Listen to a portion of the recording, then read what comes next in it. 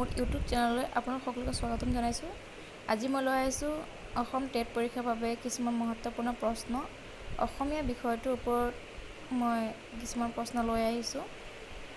আহকচোন ষ্টাৰ্ট কৰোঁ। প্ৰথম প্ৰশ্নটো হৈছে, তলৰ কোনখন গ্ৰন্থ মাধৱ কন্দলীৰ ৰচনা নহয় বুলি সন্দেহ হয়? চাওকচোন, এই 4টা অপশ্যন দিয়া হৈছে। এই অপশ্যনবোৰৰ ভিতৰত শুদ্ধ উত্তৰটো হ'ব আপোনাৰ দেৱজিৎ। ফাৰ্ষ্ট ক নম্বৰ অপশ্যনটো হৈছে আপোনাৰ শুদ্ধ উত্তৰ।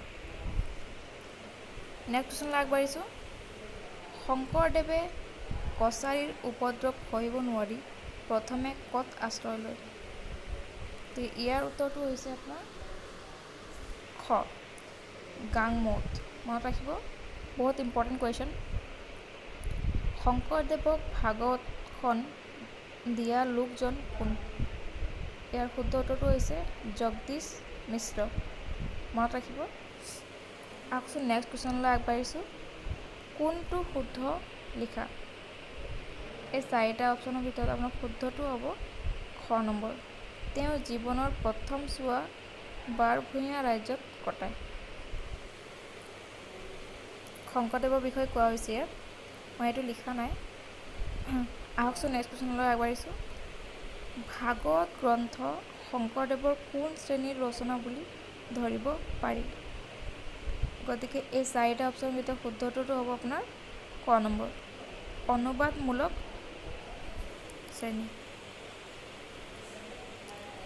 6 নম্বৰ কুৱেশ্যন হৈছে, তলৰ বাক্য কেইটাৰ কোনটো শুদ্ধ?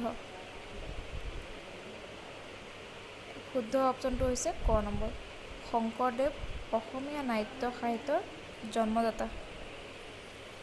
আমাৰ নেক্সট কুৱেশ্যন হৈছে, ভাগৱতৰ একেবাৰে চমু সংস্কৰণৰ গ্ৰন্থখন কি? ইয়াৰ শুদ্ধ উত্তৰটো হৈছে গুণমালা। মনত ৰাখিব, বহুত ইম্পৰ্টেণ্ট কুৱেশ্যন এইবোৰ। নেক্সট কুৱেশ্যন হৈছে, শংকৰদেৱৰ প্ৰথম কাব্যখনৰ নাম কি? গতিকে শংকৰদেৱৰ প্ৰথম কাব্যখনৰ নাম হৈছে হৰিশ্চন্দ্ৰ উপাখ্যান। আমাৰ 9 নম্বৰ প্ৰশ্নলৈ আগবাঢ়িছোঁ। শংকৰদেৱে 2 ধৰণৰ গীত ৰচনা কৰিছিল, সেইবোৰ হ'ল গীত আৰু ভটিমা। ইয়াৰ ক নম্বৰ অপশ্যনটো হৈছে আপোনাৰ শুদ্ধ উত্তৰ। নেক্সট কুৱেশ্যন হৈছে, শংকৰদেৱৰ ভক্তি তত্ত্বমূলক গ্ৰন্থ কোনখন? গতিকে ইয়াৰ উত্তৰটো হৈছে ক নম্বৰ, ভক্তি প্ৰদীপ। 11 নম্বৰ কুৱেশ্যনলৈ আগবাঢ়িছোঁ। মাধৱদেৱৰ পিতৃৰ নাম কি আছিল? এইটো সকলোৱে জানে, তথাপি মই কৈ দিছোঁ ইয়াত, কিয়নো ইয়াত সকলোৰে কনফিউজন হয়। শংকৰদেৱৰ পিতৃৰ নাম আছিলে কুসুম্বৰ ভূঞা আৰু মাধৱদেৱৰ আছিল গোবিন্দগিৰি ভূঞা। এইটো মনত ৰাখিব, কনফিউজ নহ'ব আপোনালোকে। নেক্সট কুৱেশ্যন হৈছে, গুণমালা কাব্য কি চন্দত ৰচা? ইয়াৰ উত্তৰটো হৈছে আপোনাৰ ক নম্বৰ, কুসুমমালা। গতিকে আজিৰ বাবে ইমানেই। যদি মোৰ ভিডিঅ'টো চাই আপোনালোকৰ ভাল লাগে তেনেহ'লে প্লিজ লাইক কৰিব, শ্বেয়াৰ কৰিব আৰু ছাবস্ক্ৰাইব কৰিব নাপাহৰিব।